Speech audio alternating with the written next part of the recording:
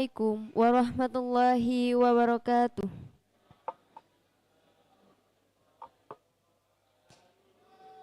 Yang kami hormati Ustadz Nif'an Nazuri MAG, pengisi kajian Ahad pagi. Yang terhormat Bapak Muhammad Sofyan Badarudin, selaku Ketua Pimpinan Cabang Muhammadiyah Purworejo, dan Bapak Ibu jamaah sekalian yang berbahagia. Innal hamdalillah nahmaduhu wa nasta'inuhu wa nastaghfiruh wa na'udzu billahi min syururi anfusina wa min sayyiati a'malina. May yahdihillahu fala mudhillalah wa may yudlil fala hadiyalah. Asyhadu an la ilaha illallah wa asyhadu anna Muhammadan abduhu wa rasuluh, amma ba'du. Yang pertama, marilah kita panjatkan puji syukur kehadirat Allah Subhanahu wa taala yang telah melimpahkan rahmat serta hidayah kepada kita semua, sehingga pada kesempatan kali ini kita dapat bertemu dalam keadaan sehat tanpa suatu halangan apapun. Kedua kalinya, salawat serta salam senantiasa tercurah kepada baginda Nabi Agung Muhammad sallallahu alaihi wasallam yang telah membawa kita dari zaman jahiliyah menuju zaman Islamiyah seperti saat ini. Bapak Ibu jamaah rahimakumullah, perkenankan saya selaku pembawa acara pada kajian Ahad pagi, pimpinan cabang Muhammadiyah Purworejo akan memandu jalannya acara pada pagi hari ini. Acara yang pertama, pembukaan. Acara yang kedua, kajian inti. Acara yang ketiga, sesi tanya jawab. Acara yang keempat, pengumuman. Dan acara yang kelima, penutup. Acara yang pertama yaitu pembukaan. Marilah kita buka acara ini dengan membaca basmalah dan doa bersama-sama. Bismillahirrahmanirrahim. Raditu billahi rabba wa bil islami dina wa bi muhammadin nabiyya wa rasula rabbi zidni ilma warzuqni fahma. Dilanjutkan kepada acara kedua yaitu kajian inti yang akan disampaikan oleh Ustadz Nif'an Nazuri MAG. Kepada beliau disilahkan. Assalamualaikum warahmatullahi wabarakatuh. Alhamdulillahirabbil alamin. Allahumma shalli ala nabiyyina Muhammadin wa ala alihi wa ashabihi ajma'in, amma ba'du. Bapak Ibu, langsung saya buka pertanyaan. Kalau ada yang bade matur disilakan.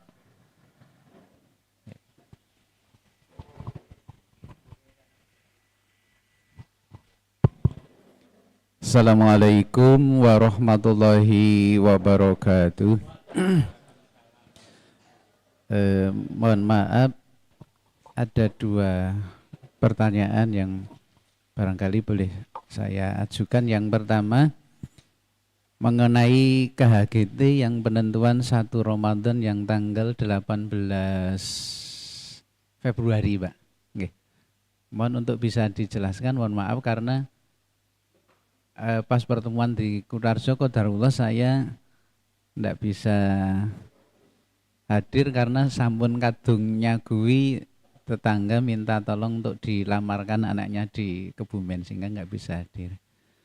Kemudian yang kedua mengenai Islam wasatiyah, apakah Islam wasatiyah ini sesuai dengan prinsip-prinsip pemahaman Muhammadiyah, Pak? Terima kasih. Assalamualaikum warahmatullahi wabarakatuh.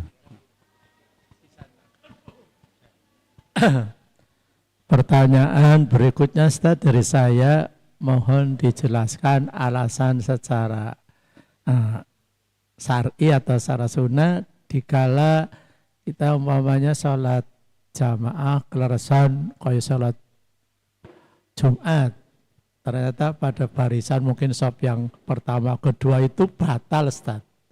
Batal. Bahkan kalau mau lewat jauh sekali atau melanggar, apakah ada alasan untuk diganti untuk tayamum? Mohon penjelasan yang tepat, yang gimana alasannya gitu. Terus yang kedua, sekarang kan sudah ngetren dalam bahasa orang banyak punya duit, tidak haji cuman umroh. Sebetulnya lebih abdul yang mana antara haji kan wajib, umroh sunnah? Itu mohon penjelasannya. Itu aja Ustaz. Pertama batal, yang kedua haji dan umrah. Lebih afdol yang mana? Nggih. Tes. Ini suaranya bagus mboten Pak ya? Halo, halo. Apakah ini suaranya bagus? Kira-kira Pak, mohon maaf. Pakai kejujuran Pak. Ini suaranya bagus napa mboten nggih? Kurang bagus ya Pak ya. Ini mohon maaf. Kalau saya dulu di pesantren Pak, ditempeleng sama Pak Kiai gini ini. Jadi di Gontor itu begitu, pokoknya harus istimewa. Kemarin Pak Gontor itu mengadakan acara jambore Muslim sedunia di Cibubur, Jakarta sana. Di saat Jakarta sedang rusuh itu. Pesertanya 15.000 dari 18 negara. Menteri Agama yang terenyuh itu di saat Jakarta rusuh begitu, bagaimana panitia bisa meyakinkan orang dari seluruh dunia kok bisa datang itu yang membuat Menteri Agama terenyuh dan semua orang mengakui acaranya sukses. Tidak ada pengeras suara yang modelnya seperti ini. Kita di masjid-masjid Muhammadiyah juga begitu Pak. Saya aduh ini khutbah Jumat apa yang harusnya bisa didengar dengan baik. Mohon maaf Pak Sairi, kita sibuk ngurusi itu tadi, gimana cara zikir, gimana. Yang begini-begini rapat digatek, padahal ini penting. Aduh. Gimana KHGT tadi Pak? KHGT itu nun sewu pokoknya nanti saya itu kan juga kita ini kan orang awam Pak ya, singkat kata begitu. Kita nunggu pengumuman dari majelis tarjih saja begitu. Nah, apa yang Bapak tanyakan apa? Maksudnya apa? Kok tanggal itu gitu? Ya nanti ya kita tunggu sana saja. kita ini sebagai warga kita nunggu saja begitu. Kita mohon maaf enggak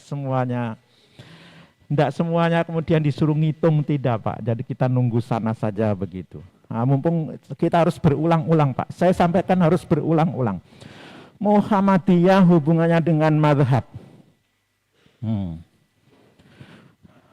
Panjenengan nun sewu Pak Badar. Panjenengan ini orang alim apa orang awam? Jujur. Kita nanti saya mau menyampaikan itu. Nggih.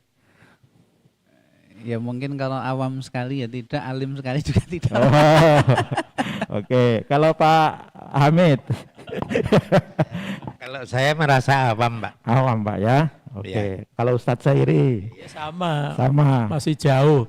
Baru sebagian kecil yang saya paham agama. Oke. Makanya ngaji terus. Makanya banyak tanya Pak ya. Aduh.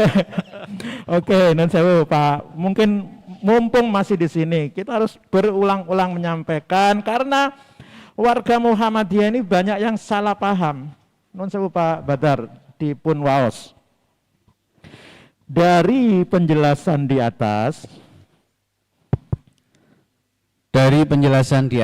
dapat disimpulkan bahwa dalam beribadah bagi orang yang memiliki kemampuan dan otoritas untuk memahami dalil secara langsung dari sumber aslinya dan tidak merujuk pada pendapat imam mazhab, hal itu dibolehkan. Sementara bagi orang awam yang tidak mempunyai kemampuan memahami dalil secara langsung, hendaknya melakukan ittiba, yaitu dengan mengikuti salah satu mazhab yang diyakini. Demikian jawaban dari kami, semoga bermanfaat dan mencerahkan. Wallahu a'lam. Kok kayaknya kemarin sudah tak tempel di sini kok hilang Pak ya. Hilafiyah. Coba Pak, diulangi lagi Pak, diulangi lagi. Dari penjelasan di atas dapat disimpulkan bahwa dalam beribadah bagi orang yang memiliki kemampuan dan otoritas untuk memahami dalil secara langsung dari sumber aslinya dan tidak merujuk pada pendapat imam mazhab, hal itu dibolehkan. Bagi yang sudah sangat alim sekali, kalau ada ayat Quran atau hadis dia paham langsung, dapat langsung mempraktekannya, maka orang seperti itu boleh tidak bermadhab. Tapi lanjut. Sementara bagi orang awam yang tidak mempunyai kemampuan memahami dalil secara langsung, hendaknya melakukan ittiba, yaitu dengan mengikuti salah satu mazhab yang diyakini. Diulangi lagi Pak, ben jelas. Sementara bagi orang awam yang tidak mempunyai kemampuan memahami dalil secara langsung, hendaknya melakukan ittiba, yaitu dengan mengikuti salah satu mazhab yang diyakini. Hendaknya dia mengikuti salah satu mazhab yang dia yakini. Ini dalilnya teman-teman yang berkunut subuh Pak. Nah, panjenengan kalau lihat dalil begini ini langsung bisa paham napa mboten. Ini dalil teman-teman yang berkunut subuh. Kita harus tahu Pak, sehingga mohon maaf kita tidak taklid buta. Pokoknya tidak begitu, memandang yang tidak sama dengan kita kemudian salah semua. Apalagi mohon maaf mengatakan di neraka orang itu. Nah, ini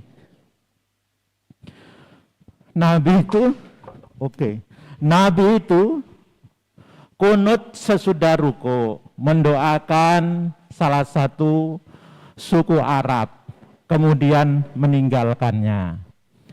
Wa amma fis subhi, adapun dalam sholat subuh, falam yazal yaknut, beliau tetap berkunut sampai akhir hayat beliau. Ada yang mengatakan kunut subuh bid'ah. Oh, dasarnya ada hadisnya kok. Hadis ini Pak, 7 ulama mengatakan dhaif, 5 ulama mengatakan sahih. Bukan Muhammadiyah. Muhammadiyah levelnya masih di bawah ulama tadi itu. Jadi Muhammadiyah itu Pak, mohon maaf, levelnya masih di bawah ulama-ulama hadis itu. Kenapa? Di seluruh dunia tidak ada orang, di Ethiopia tidak ada orang menulis menurut Muhammadiyah hadis ini dhaif, tidak ada. Tapi yang ditulis adalah menurut Ibnu Hajar Al-Asqalani hadis ini bagus. Menurut Ibnu Shalah, nah itu namanya ulama-ulama mujtahid tadi Pak, yang sudah sangat alim dalam bidangnya. Muhammadiyah itu selalu bertanya pada ulama-ulama tadi itu, hadis ini menurut ahli hadis bagaimana? Ah begitu. Jadi hadis ini Pak, 5 ulama mengatakan hadis ini sahih, 7 ulama hadis menyatakan hadis ini dhaif. Nah, akhirnya Muhammadiyah karena tadi nun sewu, kita bukan ahli hadis. Ahli hadis itu minimal hafal 1000 hadis Pak, yang namanya hafid itu. Kita tidak ada, mohon maaf. Minimal hafal 1000 hadis itu baru diakui penilaiannya. Yang dihafal bukan ininya saja Pak, an-nya itu loh. Sanatnya juga dihafal semua, itu 1000. Nah, akhirnya Muhammadiyah yang mana yang diikuti? Ikut yang golongan 7 tadi. Sementara teman-teman NU mengikuti yang 5 ahli hadis yang di dunia itu yang menyatakan hadis ini sahih. Nah, begini ini namanya khilafiyah. Khilafiyah. Yang satu mengatakan ini sahih, yang satu tidak sahih. Kalau yang bid'ah itu yang tidak ada dalilnya Pak. Ini nanti kapan-kapan tak putarkan video mantan ketua NU Jawa Timur Pak. Mantap sekali khutbah di Masjid Agung Surabaya. Tanpa melihat teks. Dalilnya keluar semua. Bicara tentang apa dia? Bicara tentang bid'ah. Nah, dia menjawab, kok di NU itu tidak pernah ada bahasan bid'ah. Oke, besok datang Masjid Agung Surabaya. Saya akan khutbah di sana tentang bid'ah. Jadi dikiranya di sana tidak mengenal bid'ah. Nah, disebutkan semua bid'ah itu. Yang begini tidak boleh dilakukan. Nah, besok tak bawakan videonya itu, Pak. Nah, ini begitu Pak Badar. Okay? Muhammadiyah dalam kalender Hijriah itu Pak masih ngikuti Turki sana. Jadi kita ngikuti Turki. Operatornya itu Turki sana. Nah, gitu ceritanya. Terus tadi yang nomor wasatiyah. Kalau bahasa Pak Kiai kami Pak, tidak ada yang namanya Islam wasatiyah, Islam macam-macam itu tidak ada. Islam itu ya Islam. Selain Islam ya tinggal kafir gitu saja. Yang orang yang mohon maaf ketika ditanya, Anda kenapa tidak sholat? Yang kapan sudah kita ulang-ulang Pak ya, bukunya Ustadz Yunahar itu. Atau ini tadi, nah, tidak ada Islam model begini-begini. Kalau begini jangan kata Pak Kiai Hasyim Muzadi, jangan takut mengatakan yang begini ini sesat. Kalau sudah seperti ini, nah ini namanya fikih ikhtilaf tadi Pak ya. Berbagai macam perbedaan-perbedaan tadi.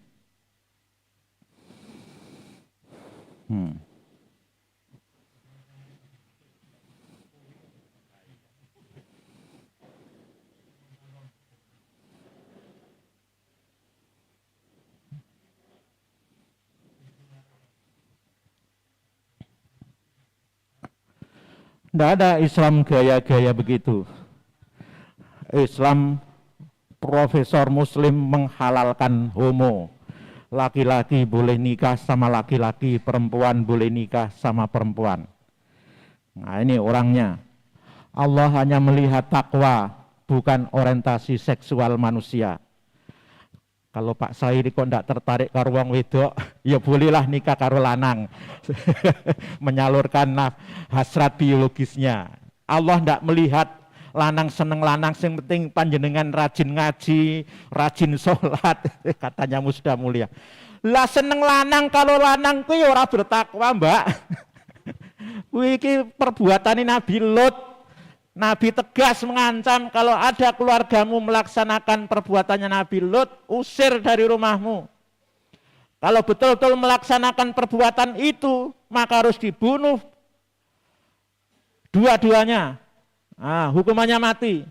Gara-gara itulah Brunei dikucilkan PBB. Membuat peraturan, yang penting peraturan dibuat. Begitu peraturan dibuat, orang-orang yang begitu-begitu tidak ada di Brunei. Tapi peraturan di Brunei dibuat. LGBT itu pokoknya orang laki-laki senang laki-laki, wedok sama wedok gitu Pak. Itu kalau di Brunei berani begitu akan dihukum mati, caranya dilempari batu sampai mati. Oh itu.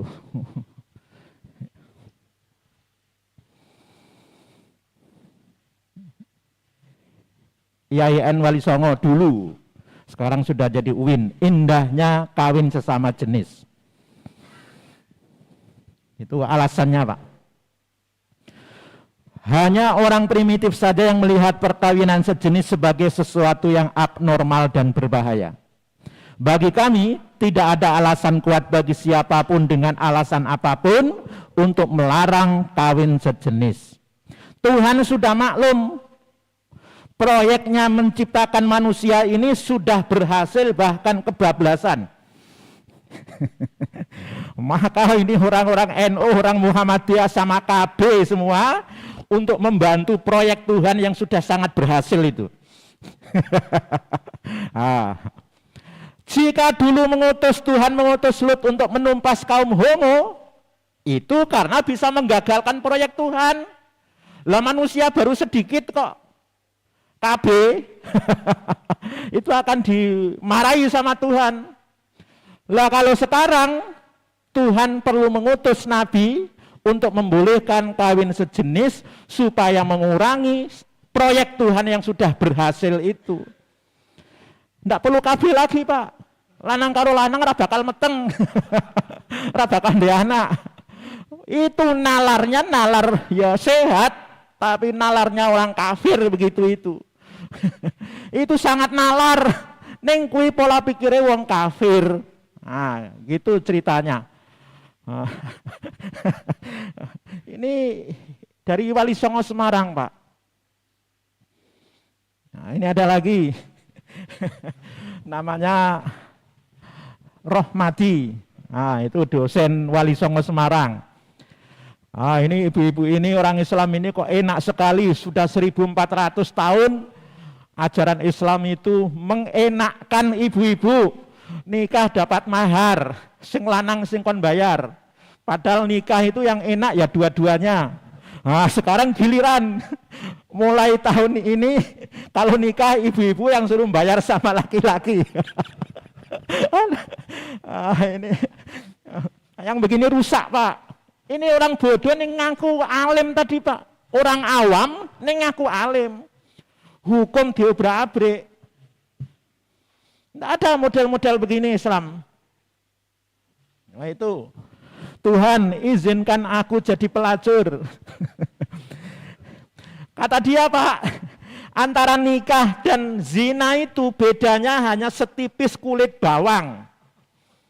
Nikah dan zina itu bedanya hanya setipis kulit bawang. Pak Sairi nembung karo cah wadon ya, naudzubillah nggih. Naudzubillah, Pak, bukan Pak Sairi lah. Ini laki-laki ini nembung karo cah wadon. Mbak, kowe engko bengi tak nggo sewengi ya, tak bayar 1.000. Itu zina, Pak. Dalam semalam tak bayar 1.000, itu haram. Nah, sekarang omongannya dirubah. Saya nikahkan kamu dengan anak saya dengan mas kawin 100.000 untuk dirimu sendiri, dipakai seumur hidup. Jadi halal. Jadi halal. Itulah kata Muhyiddin Dahlan. Lah apa bedanya dengan zina tadi? Ya podo-podo rembukan, podo-podo bayar, podo-podo nganggo. Neng itu pikirannya, mohon maaf, pikirannya orang yang tidak memedulikan dalil itu begitu, Pak. Akhirnya itu zina dengan nikah itu ya sedikit-sedikit saja bedanya. Riba dengan dagang itu ya sedikit-sedikit saja bedanya. Lah podo wae. Wong kono ya kaya ngono, katanya bank syariah. Mohon maaf. Nah, itu pola pikir yang menyesatkan. Niki bahanin apa Pak Tanto? Damen juga. Lah kalau kamu berani nginjek-nginjek damen, berani ngeremes-ngeremes tisu ini, kenapa enggak berani ngeremes-ngeremes nginjek-nginjek Quran? Wong ki padha. Lah ini gaya pikirnya ya kayak tadi, kayak Muhyiddin Dahlan, kayak yang Musda Mulia. Itu di ruang kelas disaksikan mahasiswanya di hadapan 20 mahasiswa Fakultas Dakwah menerangkan posisi Quran sebagai hasil budaya manusia. Sebagai budaya Al-Quran tidak kenal adalah kalamullah. Omongannya Allah itu. Kenapa tidak berani nginjak Quran? Oh.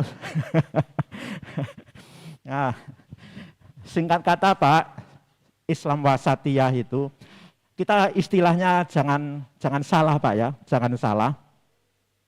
Jangan Islam wasatiyah tapi dibalik. Tidak ada Islam tengah, Islam itu tidak ada. Islam itu ya Islam. Maka Islam jangan ditaruh di depan. Wasatiyah Islam, gitu. Wasatiyah Islam. Nah, wasatiyahnya taruh di depan. Kita tidak begitu. Kita juga tidak, mohon maaf, ini terlalu bebas, tapi juga tidak terlalu ketat. Yang terlalu ketat yang tadi Pak. Kalau yang tidak sama dengan kita, itu sesat. Yang benar itu yang kunut, yang tidak kunut, itu sesat, tempatnya di neraka. Semuanya di neraka pokoknya. yang tidak di neraka hanya kita. Nah, gitu. Mohon maaf Pak ya. Ada kiai, saya sebut namanya Kiai Ma'ruf Khozin. Beliau mengatakan begini. Apa itu? Orang dalam sholat, Ma'ruf Khozin itu MUI Jawa Timur Pak, sekaligus dia itu pakar ahlinya tentang Ahlus Sunnah wal Jamaah NU Jawa Timur. Beliau kalau ngomong itu santai saja. Nah itu apa? Kita itu, orang-orang NU itu, kalau sholat baca tahiyat itu baca Sayyidina saja. Katanya dianggap menambah-nambahi bacaan Al-Quran. Menambah-nambahi bacaan sholat. Hanya kata Sayyidina saja. Terus dianggap sesat, soratera bener. Padahal Syekh Sudesana itu, kalau sekiranya kunut itu kata beliau, kalau sekiranya kata kunut itu adalah, doa kunut itu adalah ajaran Nabi, tapi kan Nabi itu tidak mendoakan begini, pakai bahasa Arab, ya Allah selamatkanlah saudara-saudara kami di Palestina ya Allah, di tempat-tempat yang dizolimi ya Allah, Indonesia jadikan aman ya Allah. Wah itu berapa kalimat tambahannya itu? Gitu kok tidak dibilang sesat itu. Wah, kalau sudah membaca kunut itu kan saya sudah situ, wah setengah jam sendiri itu. Dan itu lafal-lafalnya tidak ada yang diajarkan Rasulullah. Gitu kok tidak dibilang sesat. Loh kita ini hanya nambahi Sayyidina saja katanya sesat gitu. Ah gitu.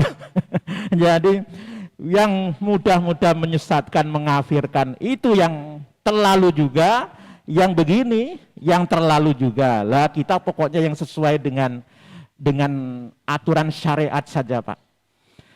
Menyesatkan orang yang begitu tadi itu di luar syariat. Loh, mereka itu ada dalilnya kok. Ini Pak ya. Kalau yang masalah doa untuk orang mati, ya masa mendoakan orang mati tidak boleh. Yang ada yang mempermasalahkan lah masak-masaknya itu.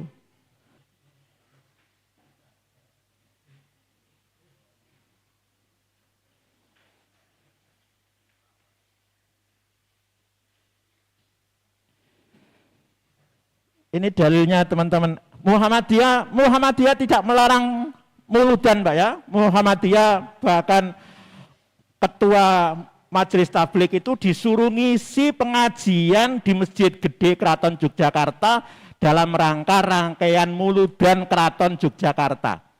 Sekaten itu selama hampir sebulan itu pengajian setiap sore di depan di serambi Masjid Gede Keraton itu. Salah satu yang mengisi ada Pak Fatur Rahman Kamal, ada Pak Khairuddin Basori, dulu mantan rektor UMY. Muhammadiyah tidak anti dengan muludan. Tapi ini dasarnya teman-teman NU yang selalu dikatakan bid'ah. Muludan itu bid'ah. Hadis Bukhari Muslim. Kalau aku melarang kalian, maka jangan dikerjakan. Tapi kalau kami perintah, kerjakan sekuatmu. Kok belum muncul juga. Kalau kami memerintahkan, maka kerjakan sekuatmu. Tapi kalau kami larang, tidak ada alasan, tinggalkan. Apakah muludan itu dilarang? Nah gitu. Apakah Nabi pernah melarang muludan? Nah itu orang NU begitu Pak. Jadi apa yang kami larang? Tidak boleh, tidak ada alasan, harus tinggalkan. Tapi yang kami perintahkan itu sekuatmu yang ngerjakan. Kerjakan tapi sekuatmu. Apa muludan itu dilarang? Nah, kata Kiai Ma'ruf Khozin tadi begitu. Apa muludan itu dilarang? Nah gitu. Apa Nabi sudah pernah menyatakan larangannya? Nah gitu. Nah ini Pak. Ini dalilnya bagi-bagi berkat, nyembelih sapi, nyembelih wedhus. Ini dalilnya. Sahih Muslim. Nah gitu. Itu yang tadi makanya saya bilang Pak mantan ketua NU itu Pak Marzuki Mustamar dari Jawa Timur itu. Jadi kami ini kok selalu dituduh Dikiranya amalan kami itu tidak ada dasarnya gitu loh. Kami itu beramal ada dasarnya. Sepeninggal Ibu Khadijah, barulah Rasulullah itu nikah. Dengan siapa, Pak? Setelah Khadijah, siapa istri Rasulullah? Makanya ini masih bulan Rabi Usani. Tidak apa-apa, nanti Muhammadiyah Mulutan di PCM ini judulnya membahas keluarga Rasul. Bukan Aisyah, Pak. Bukan Aisyah. Baru kemudian setelah itu baru kemudian Aisyah. Bapak, mohon maaf, ini contoh Pak ya. Ahli hadis itu setelah mengetahui hadis membuat rumus, Pak. Kita kan sangat hafal hadis Rasulullah yang sholat malam 11 itu. Kenapa Pak Badar? Bunyinya. Yazidu fi Ramadan wala fi. Saya bukakan Pak ya. Ini nanti yang menjadi rumusan Pak. Setelah membaca hadis-hadis itu, ahli hadis membuat rumus. Oh, kalau redaksinya begini, artinya begini. Makana, kalau sudah makana, itu Rasulullah terus-terusan selalu. Kalau diawali dengan makana, itu Rasulullah terus-terusan dan selalu. Variasi. Yang hadis 11 itu. Makana.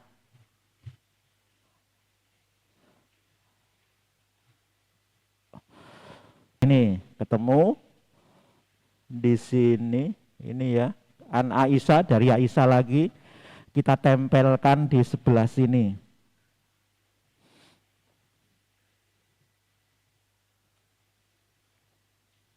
Ya ini Pak, para ahli hadis, nah sekali lagi Muhammadiyah Majelis Tarjih itu tidak mengakui bahwa dirinya ahli hadis, maka selalu yang ditukil adalah pendapat-pendapat ahli, diteni sama ahli hadis. Kalau sudah makana berarti terus-terusan selalu.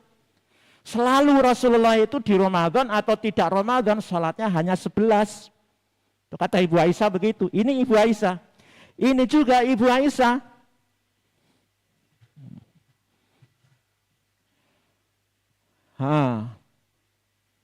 Kata Ibu Aisyah, saya tidak ada istri-istri Rasulullah itu yang saya cemburu kecuali hanya Khadijah.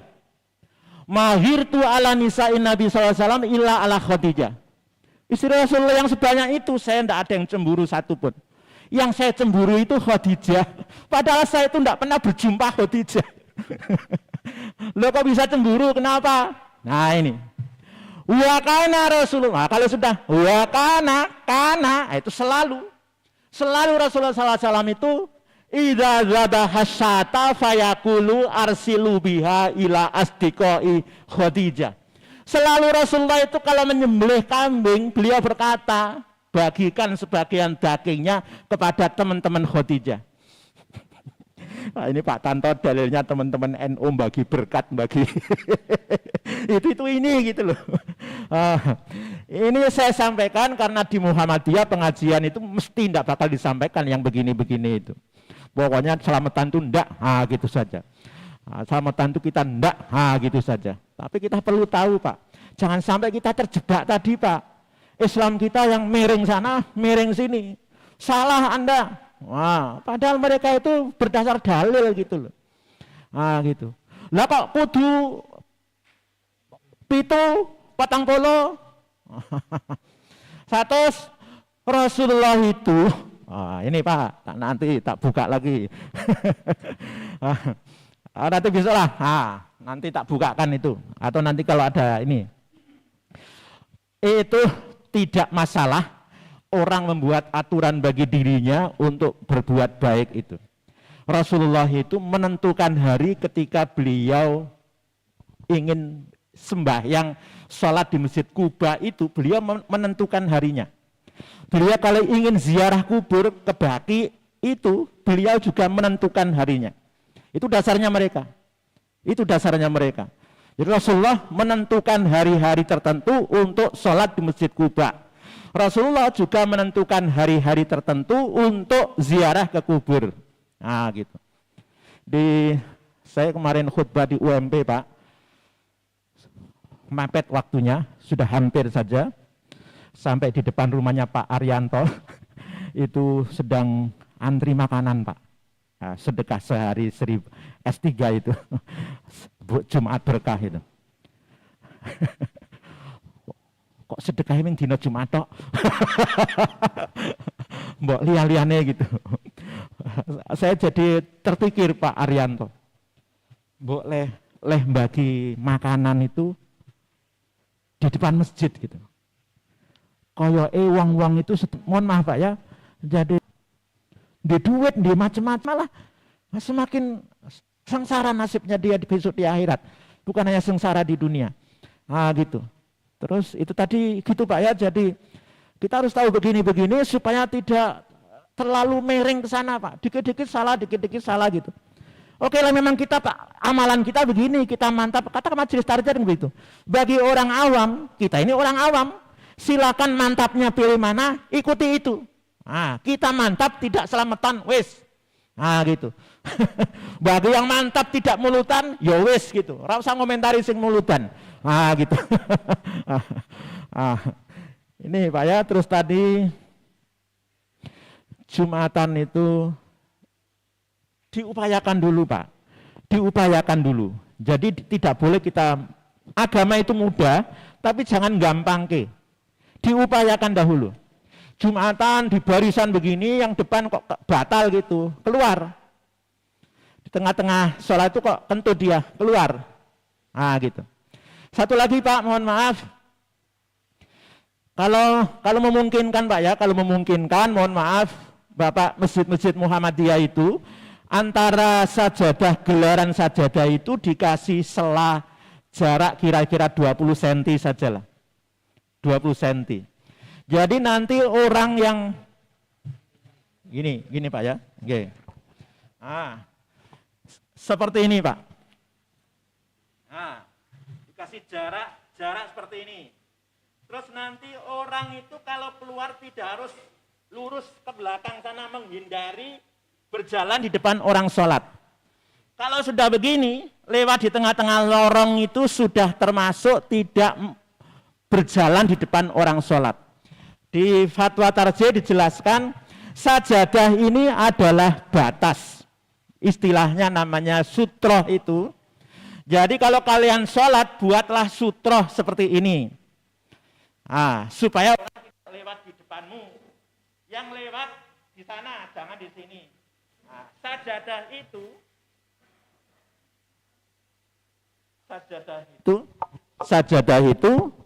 sudah sutroh. Jadi kalau lewatnya nginjak sajadah yang kita pakai, itu berarti orang itu melanggar. Tapi kalau sudah lewat di sela-sela itu tidak masalah. Jadi begitu, diikhtiari dulu Pak. Tidak boleh langsung tayamum. Tidak boleh langsung tayamum, wong air itu ada. Bapak, mohon maaf juga, jadi bagi yang pernah ngikuti, ini sama, NU Muhammadiyah sama Pak. Pelajarannya begitu. Tayamum itu tidak mudah-mudah. Jamaah haji Muhammadiyah, jamaah haji NU dilatih berwudu pakai semprotan itu. Kenapa? Jaga ini nanti kalau pas lagi tawaf itu batal. Dilatih dengan cara berwudu pakai semprotan air. Tidak mudah-mudah tayamum. Nah, itu nun sewu Pak Saidi. Jadi tayamum itu tidak mudah-mudah. Dibuktikan begitu. Di Muhammadiyah begitu, di NU begitu. Jadi tidak mudah-mudah tayamum gitu. Jadi kemudian lebih utama mana? Bukan lebih utama Pak. Jadi yang wajib, yang sunnah tidak bisa mengalahkan yang wajib. Jadi yang sunnah tidak bisa mengalahkan yang wajib. Ini juga saya sampaikan di mana-mana. Jangan lebih mengutamakan sholat tarawih daripada sholat fardu yang 5 itu. Sholat tarawih disiapkan betul-betul. Disiapkan mic-nya, disiapkan. Tapi begitu sholat 5 waktu hariannya, rano sing nyiapke mic-e Pak. Jadi itu artinya dia tidak mengutamakan yang fardu kalau begitu itu. Itu di masjid Pak Badar itu kalau terawih dibuat jadwalnya Pak ya, hari ini siapa gitu. Kalau hariannya udah sak ketemu nih, kalau yang fardu sak ketemu nih lah, kalau yang sunnah wis pokoknya digatek ketenanan. Mohon maaf itu kurang pas, mohon maaf. Nah termasuk ini Pak, umrah itu diikhtiari dulu, ndak boleh kita, sekali lagi ini sama dengan pertanyaan tayamum tadi, diikhtiari dulu. Kalau ada rezeki daftar haji, kalau ada rezeki daftar haji. Nah sekali lagi diikhtiari Pak. Kalaupun nanti ada rezeki lagi, baru umrah begitu. Jadi jangan mendahulukan yang sunnah. Ada yang ngomong begini, tapi nanti di sana kita kan berdoa Pak, di duit umrah dulu, terus di sana kan banyak tempat-tempat yang mustajab, tempat-tempat yang kalau kita berdoa itu insya Allah makbul begitu. Apa kata saya? Makbul dan tidaknya itu mohon maaf Pak ya, panjenengan kan sering melihat tentara Saudi Arabia yang menjaga Ka'bah, menjaga tempat Hajar Aswad itu, tentara yang menjaga Raudhah makamnya Rasulullah. Kalau Raudhah itu, ya kita yakin Raudhah itu tempat yang makbul. Kita yakin juga Multazam itu antara Hajar Aswad dengan pintu Ka'bah itu tempat yang makbul. Tapi ini fikih prioritas Pak. Jadi fikih prioritas. Yang menulis beliau ini. Ada yang perso, ini siapa? Siapa Pak? Oh belum. Ada, ini kudu dipencet terus ya, orang otomatis. Ada. Ini siapa Pak? Ada yang perso?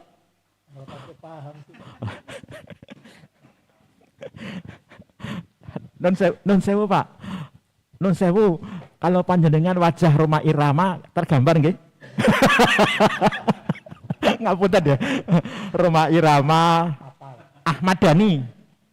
Oh mboten. Oh berarti jenengan memang generasi tua. Ini orang Mesir Pak. Orang Mesir bukan diusir.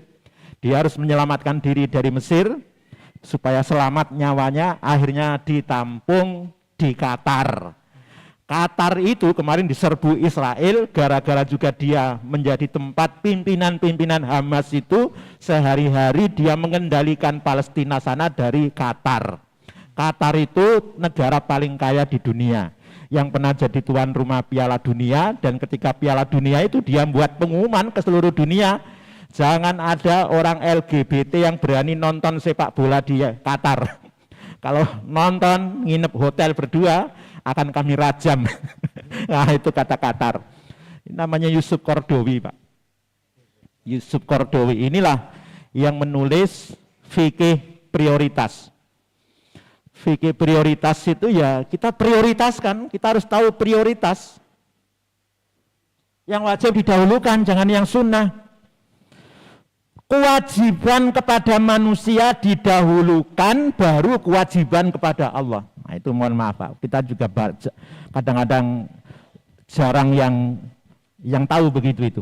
Kewajiban kepada manusia itu didahulukan daripada kewajiban kepada Allah. Kasusnya sholat Jumat Pak, imamnya semaput, batalkan sholatnya, menyelamatkan nyawanya imam itu. Baru nanti kita pikir sholat Jumat kita nanti gimana gitu. Itu namanya fikih prioritas.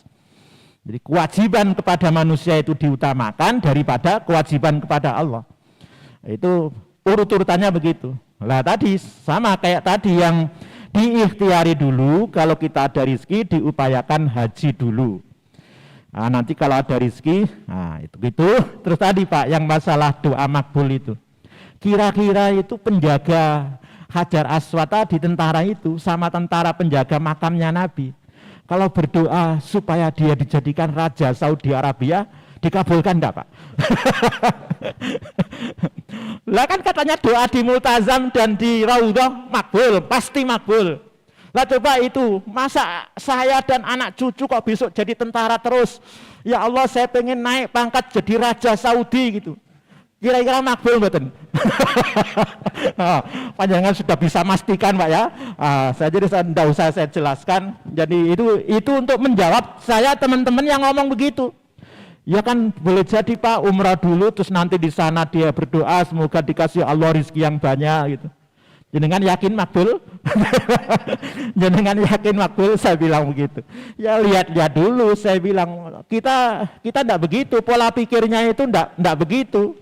Jadi ini namanya fikih prioritas Pak, mendahulukan yang mana begitu. Tidak boleh imam semaput kemudian kita berdoa tadi itu. Kita lanjut sholat kemudian yang di belakangnya maju ganteni imam yang semaput dibiarkan saja terus. Ya kan sambil sholat nanti kita berdoa Pak, kan doa dalam sholat itu makbul katanya, tidak bisa begitu. Itu kami kira Pak Sayuri, jam masih ada 15 menit. Ada, monggo Pak. Nggih.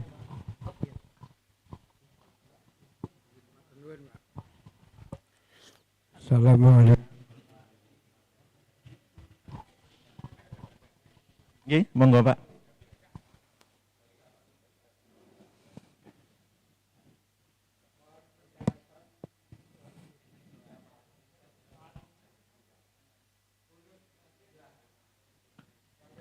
Napa Pak? Kunut nazilah.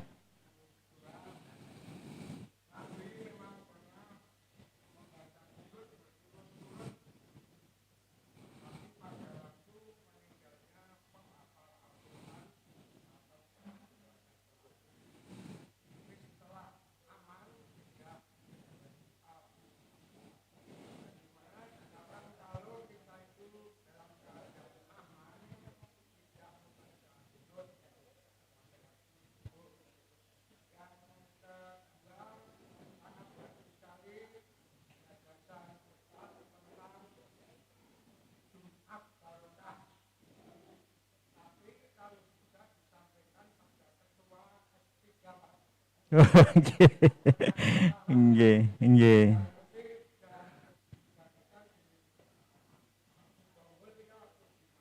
Nggih. Nggih, Pak, nggih.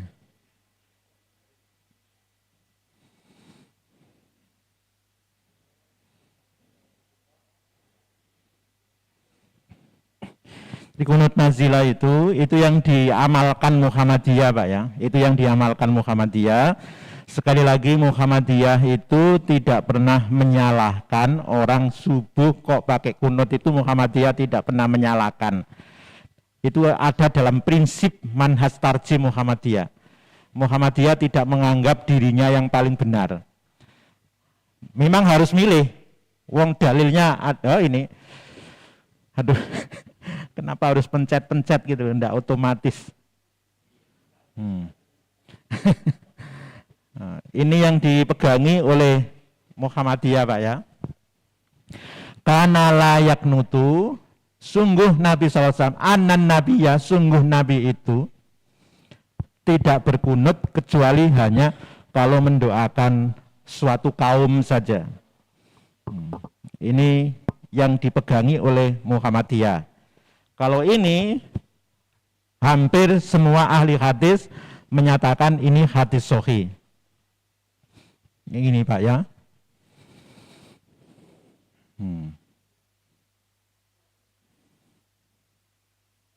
Terus ini dalilnya Muhammadiyah lagi Pak.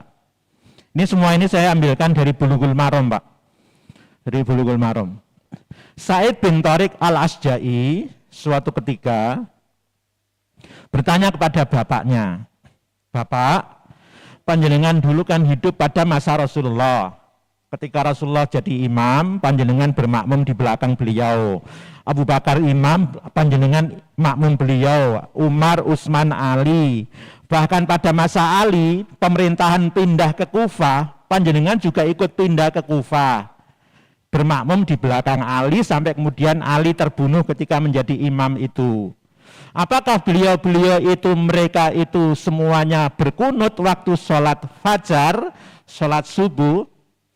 Abu Bakar, Umar, Utsman, Ali, afakanu yaknutuna fil fajri, apa beliau-beliau itu mereka berkunut dalam sholat subuh? Pak Tariq bin Asja'i, ayahnya dia, menjawab, "Ai bunayya muhdas." Wahai anakku, itu sesuatu yang baru. Ini perlu saya tampilkan, Pak. Kenapa? Para sahabat Rasulullah menghindari menggunakan kata-kata bid'ah. Nah, jadi para sahabat Rasulullah itu menghindari menggunakan kata-kata bid'ah. Wahai anakku, ini sepertinya kok barang baru. Nah, begitu. Ini yang menjadi dasar penguat lagi. Sekali lagi, dalil ini tidak boleh kita kemudian mengatakan yang kunut itu bid'ah, Pak. Karena tadi itu ada hadis yang tadi itu.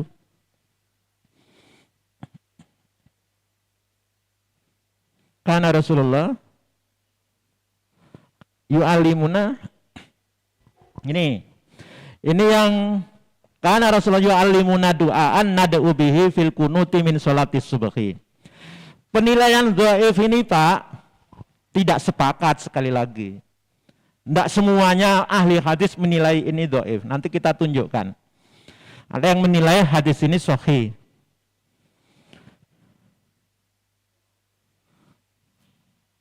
Nah, ini yang tadi.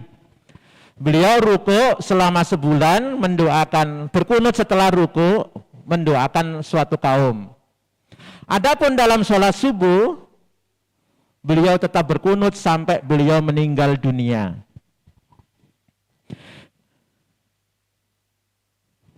Ini hatta faraqat dunya. Itu yang jadi masalah di sini, hadis ini adalah Abu Ja'far Ar-Razi itu, Pak. Jadi yang jadi masalah itu. Abu Ja'far Ar-Razi ini orang yang baik atau orang yang tidak baik? Nah, begitu. Abu Ja'far Ar-Razi itu. Urut-urutan hadis ini begini. Jadi hadis ini kan riwayat Al-Baihaqi, Pak. Diriwayatkan oleh Al-Baihaqi. Bagaimana ceritanya Al-Baihaqi kok mendapatkan hadis ini dari Rasulullah? Ini urut-urutannya, Pak. Nabi ngomong itu didengar oleh Anas disampaikan sama Robi, kepada Abu Ja'far, kepada Abu Naim, kepada Ahmad, kepada Bakar, kepada Muhammad, kepada Al-Baihaqi. Semuanya tidak ada masalah, yang bermasalah Abu Ja'far itu. Jadi letak cacatnya itu di situ, hadis ini. Abu Ja'far itu apakah orang baik atau tidak? Kata banyak orang dia orang baik. Kata banyak orang juga dia orang tidak baik gitu. Singkat kata, Muhammadiyah akhirnya gabung ke sini gitu loh, Pak. Nah, Muhammadiyah gabung ke sini, teman NU gabung ke sana. Yang menilai Abu Ja'far Ar-Razi itu orang baik-baik itu 5 ahli hadis itu. Ini bukan masalah sedikit banyak, Bu, ya. Nanti lo kalau lebih banyak, ini bukan urusan voting, mohon maaf. Bukan berarti yang banyak mesti benar, kan itu prinsipnya Muhammadiyah begitu. Bukan mesti yang banyak itu yang benar, mohon maaf. Jadi jangan nanti dinilai begitu. 7 orang mengatakan ini dhaif. Nah, termasuk Albani yang syekhnya para teman-teman yang pengajian sunnah itu. Nah, gitu. Ceritanya begitu, Pak. Jadi secara ilmiahnya begitu gitu loh. Nah, jadi kenapa namanya khilafiyah itu begitu? Bapak, mohon maaf, perlu sepertinya disampaikan. Sejak masa Rasulullah itu sudah seperti ini, Pak. Sejak masa Rasulullah, orang itu sudah berbeda pendapat, mohon maaf. Itu sudah terjadi sejak masa Rasulullah.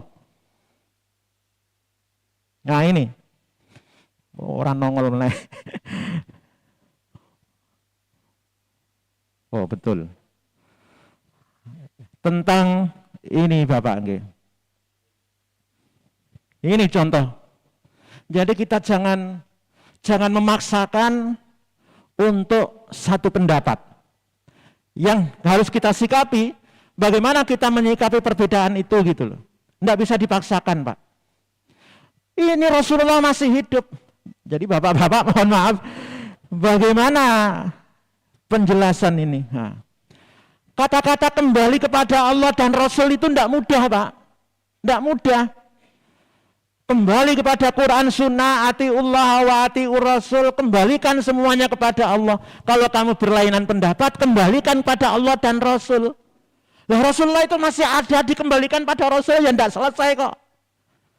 Rasulullah masih hidup itu, sahabat sudah berbeda pendapat. Contohnya ini, perang Khandaq, perang yang akhirnya tidak jadi, karena Allah mengirim pasukan malaikat, memporak-porandakan orang kafir, akhirnya pasukan Madinah. Khandaq itu perang Ahzab ya, jadi ini perang orang kota Madinah, penduduk kota Madinah yang isinya orang Islam, Nasrani dan Yahudi akan menghadapi orang-orang dari luar Madinah, seluruh jazirah Arab bersekutu akan menyerbu Madinah.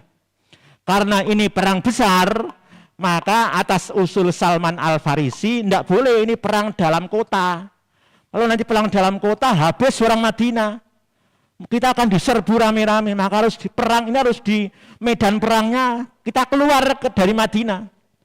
Kalau kita di dalam habis orang Islam. Di luar akhirnya atas usul Salman dibuat parit itu.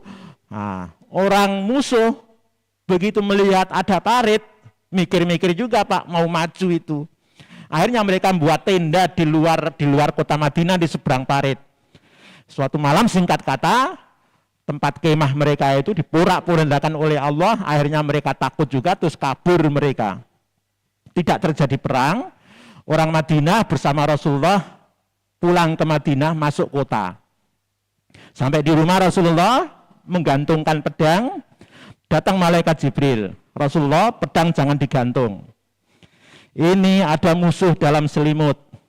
Ternyata orang-orang Yahudi Madinah ini, khususnya Bani Quraidah, itu Bani Quraidah atas tengah, yang Arabnya atas tengah itu, dia berkhianat Rasulullah. Ketika orang-orang musuh datang, dia mengirimkan pesan kepada mereka.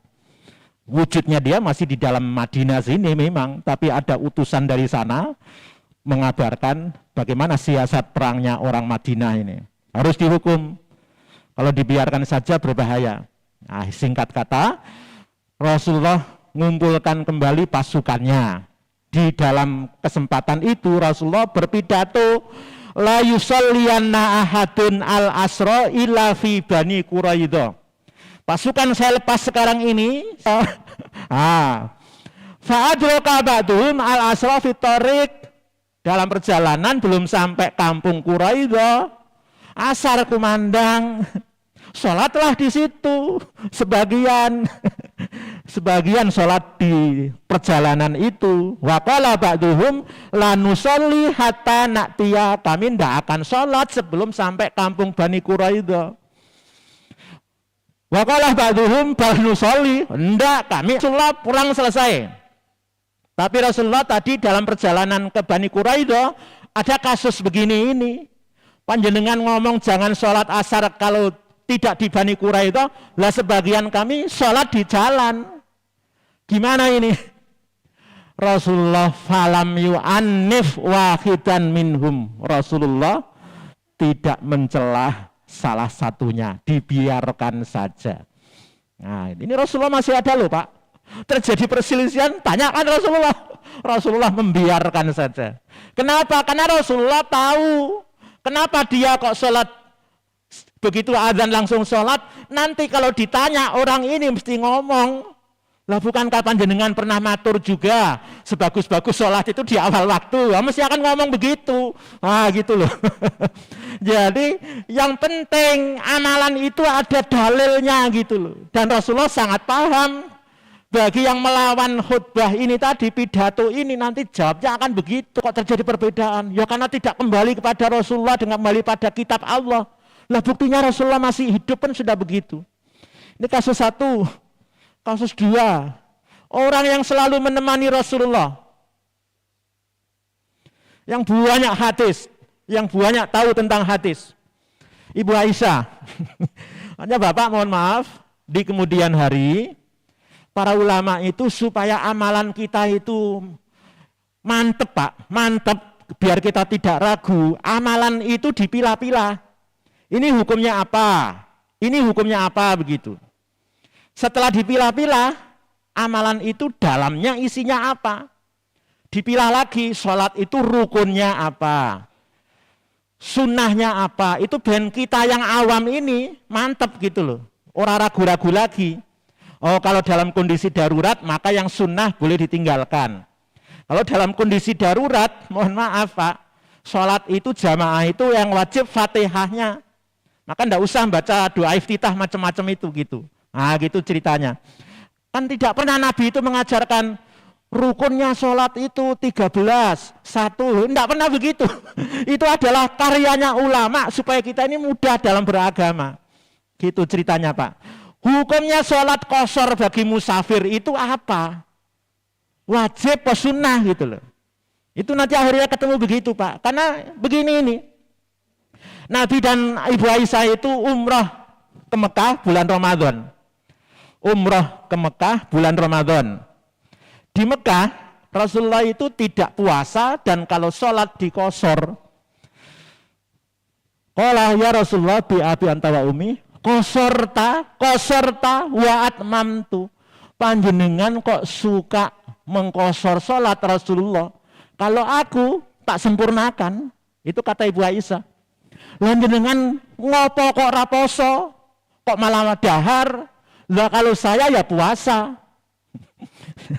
Ngopo wong ning kene iki awake dhewe ora ngopo-ngopo ora nyambut gawe abot. Kok ora poso ki ngopo? Aming umroh terus nanti ada tamu-tamu dari Arab ingin ketemu dengan kita karena kita datang ke sini. Lah ngopo kok ora poso? Kata Ibu Aisyah, "Nek aku ya mending poso Rasulullah." Apa kata Rasulullah? Ahsanti ya Aisyah. Ahsanti. Kamu masih kategori orang baik Aisyah. Selagi waktu ini poso sek gelem poso, waktu ini sholat gelem sholat, kuwi wong apik. Ning tak jaluk ya kuwi aja maido aku. Aku ra poso, aku qashar ki kuwi syariate Gusti Allah. Aja maido aku, wong kowe ngerti carane poso teko aku, ngerti carane sholat qashar piye teko aku lah kok malah maido aku.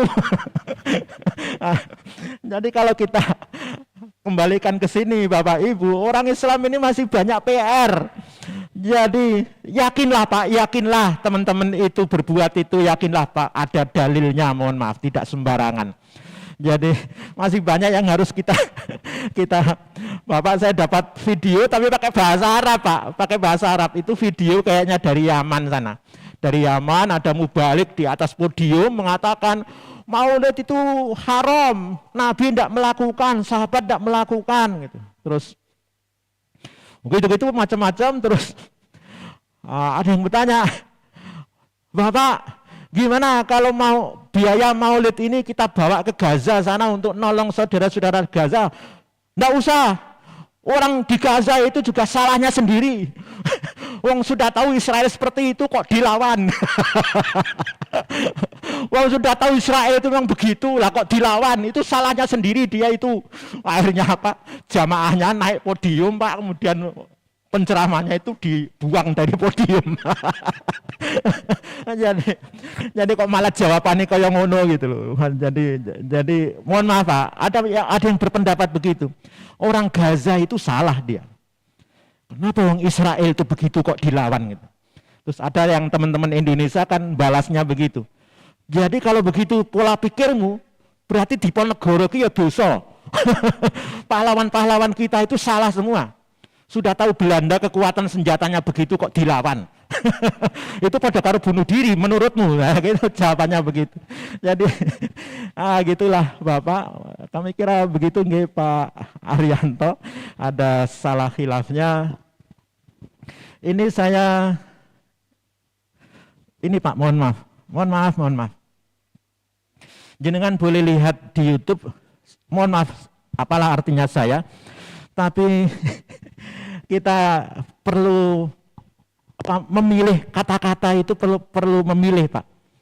Ciri keunggulan paham agama dalam Muhammadiyah. Jadi kata-kata ini seolah-olah Muhammadiyah itu unggul, terus yang lain tidak unggul.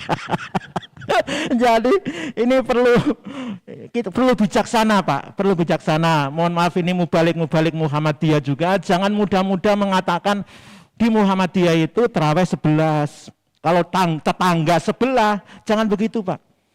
Orang enak didengar itu, tetangga sebelah 23. Katakanlah itu saudara, kita kan saudara. Innamal mu'minuna ikhwatun. Di kita sholat tarawih itu 11 rakaat, saudara kita NU 23 begitu. Jadi kayaknya di tetangga sebelah suka begitu kita itu. Suka begitu yang lebih enak gitu. Gitu Mbak, mohon maaf ada salah khilafnya. Assalamualaikum warahmatullahi wabarakatuh.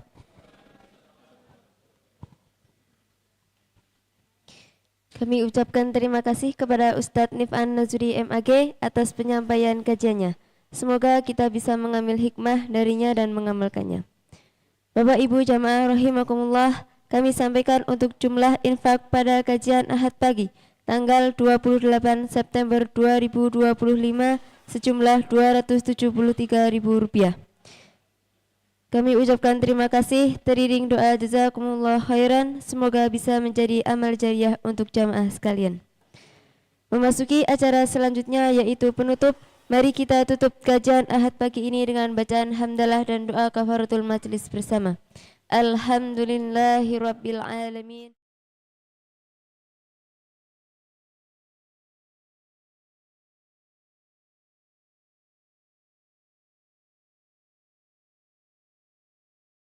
Kurang berkenan, saya mohon maaf. Nun wal qalami wa ma yasturun. Wassalamualaikum warahmatullahi wabarakatuh.